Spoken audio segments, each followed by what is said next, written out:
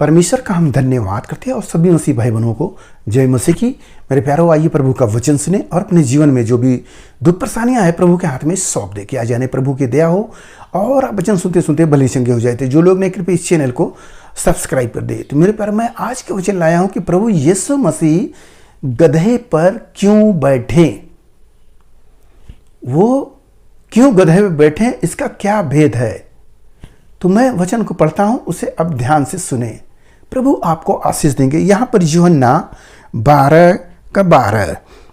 दूसरे दिन बहुत से लोगों ने जो पर्व में आए थे यह सुना कि यीशु यरूशलेम में आ रहा है, इसलिए उन्होंने खजूर की डालियां ली और उसे भेंट करने को निकले और पुकारने लगे, होसन्ना, धन्य है इस्राएल का राजा जो प्रभु के नाम से आता है। जब यीशु को गदहा का एक बच्चा मिला तो वह उस पर बैठ गया। हालेलुया।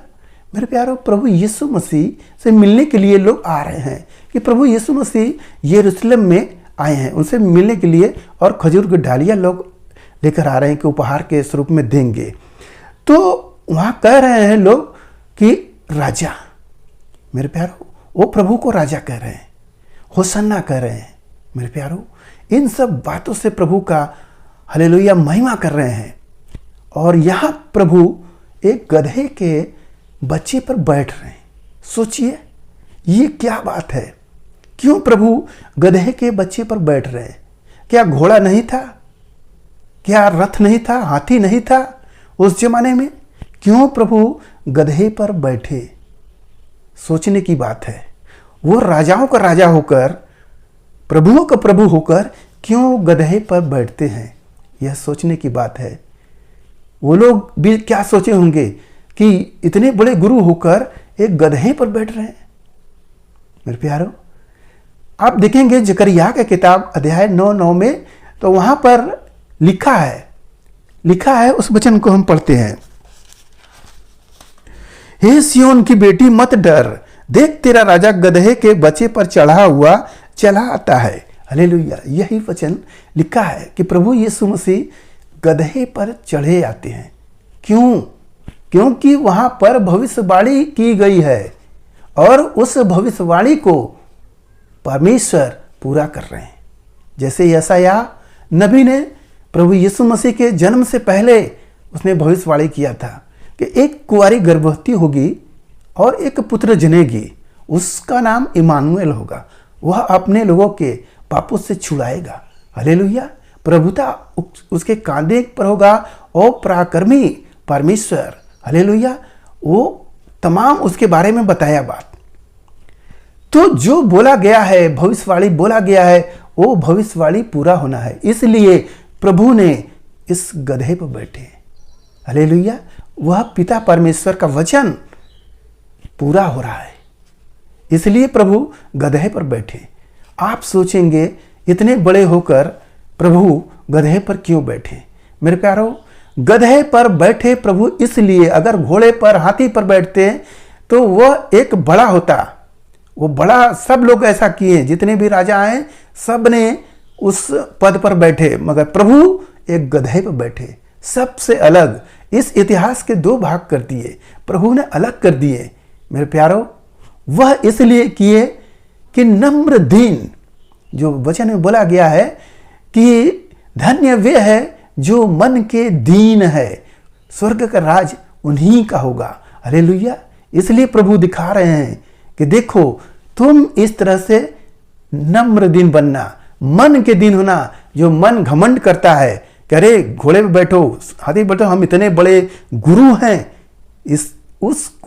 उस बात के लिए प्रभु गधे पर बैठ रहे हैं। उस नम्रता, उस दीनता को प्रभु दिखा रहे हैं मनुष्य को कि तुम देखो और ऐसे करो। मेरे प्यारों, आप प्रभु को देखेंगे, प्रभु अपने चेलों का पांव धो रहे हैं। तो चेले करें, एक गुरु होकर आप हमारे पांव धोएंगे? पांव धोने का अधिकार तो चेलों का है। आप देखेंगे हर एक गुरु, जितने भी गुरु थे, सब पांव धुलवा रहे हैं। जितने भी ईश्वर कहलाने वाले हैं सब पांव धुलवा रहे हैं और कह रहे हैं इसको पी जाओ चन्ना अमृत करके।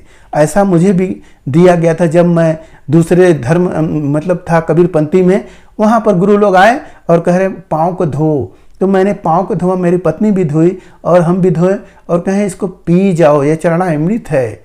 और मैं भक्ति के अंधे में मैं पी रहा हूँ, मेरी पत्नी कह रहे नहीं पीऊँगी। मेरे प्यारो, ऐसे गुरु लोग हैं। हमारे प्रभु यीशु मसीह को देखो, वह पाँव धो रहे हैं चेलों का, और पतरस कह रहा है मैं पाँव नहीं धुलवाऊंगा प्रभु। तो वो कह रहे हैं जब नहीं धुलाओगे तो तेरा मुझ में कुछ साझा नहीं होगा। मेरे प्यारो, तब वो कहता है मुझे नहला दे है प्रभु। मेरे प्यारो, इसलिए प्रभु दिखा रहे हैं कि तुम भी इसी तरह करना। मेरे प्यारो, आज के समय में देखेंगे अब लोग ऐसा नहीं कर रहे हैं। प्रभु भोज तो दे रहे हैं परंतु पाँव को नहीं धो रहे हैं। क्यों? उनका घमंड उनके सर पर चढ़ा है। अगर वो पाँव नहीं धोएंगे तो वह जो मन का दीन वाली बात है वो नहीं आएगा। उनका घमंड उनके सर पर आएगा कि मैं बड़ा हूँ, मुझको बहुत जानकारी है, मैं बड़ा पास्टर हूँ, ऐसा समझकर। तो जानते हो कि वचन क्या कहता है कि जो बड़ा बनेगा प्रभु उसे छोटा कर देगा।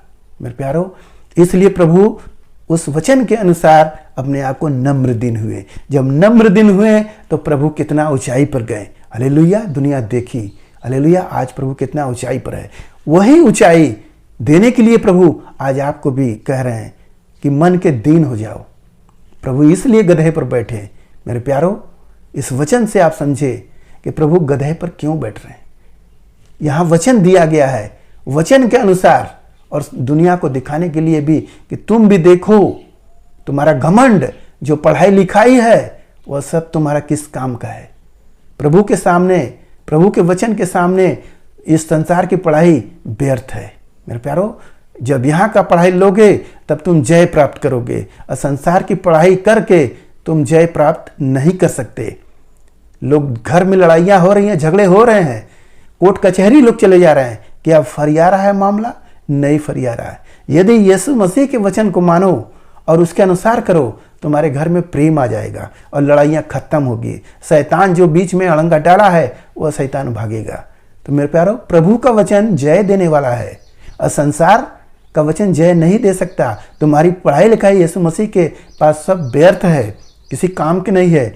इसलिए प्रभु दिखा रहे हैं कि देखो, तुम तो देखो, एक तुच्छ समझोगे परंतु यही तुच्छ कितना ऊंचाई पर जा रहा है। हालेलुया, इसलिए प्रभु ने हम सबको चुने और चुनकर दिखा रहे हैं कि देखो, एक साधारण व्यक्ति, एक निर्बल व्यक्ति कितना ऊंचाई पर जा रहा है प्रभु का वचन पाकर।